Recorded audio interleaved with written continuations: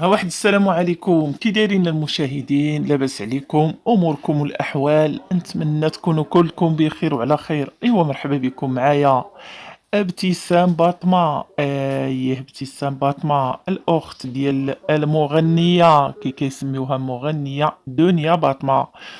في هاد الآونة الأخيرة كثرت عليها البلبلة وكثرت عليها الهضرة، وخوتي وخواتاتي قالوا بأنه ابتسام باطمة طلقات من الزوج ديالها، هذاك اللي كان مزوج بديك نجلاء التونسية، ديك الزوينة، ديك البنت زوينة صراحة.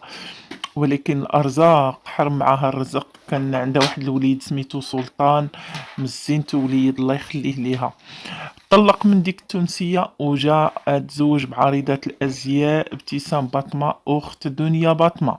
ما علينا، من بعد ما تزوجوا كان يوميا وقت ما خرج هو وياها يحط التصاور ديالو في مواقع التواصل الاجتماعي، هكا تيقول للناس انا فين مشيت انا وابتسام، وها حنا فين جينا، وها شنو كلينا، وها شنو شربنا.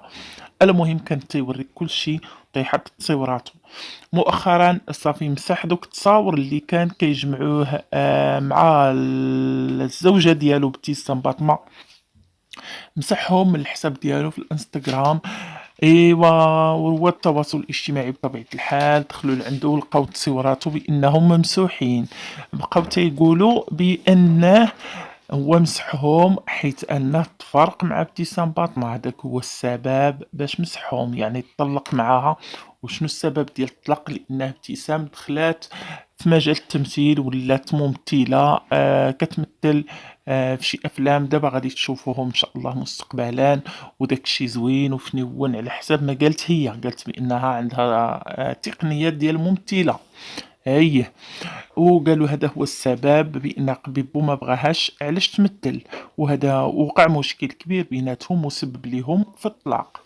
ايوا هي هذيك. ومن بعد ما سمع فؤاد قبيبو هذا الخبر بانه داير ضجة كبيرة في مواقع التواصل الاجتماعي، خرج على الصمت ديالو وبغى يرد على الناس اللي كيتهموه بانه ما موافقش على الزوجة ديالو ابتسام بأنها تولي ممثلة، وأن هداك الشي سبب لهم خصام وطلقوا بيناتهم.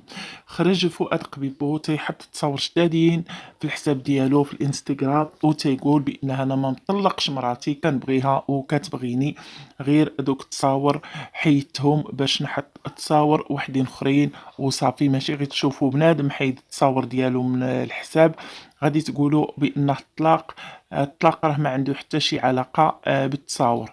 أنا مراتي ابتسام خديتها عن حب وكنبغيها وكتبغيني، والله يخلينا لبعضياتنا.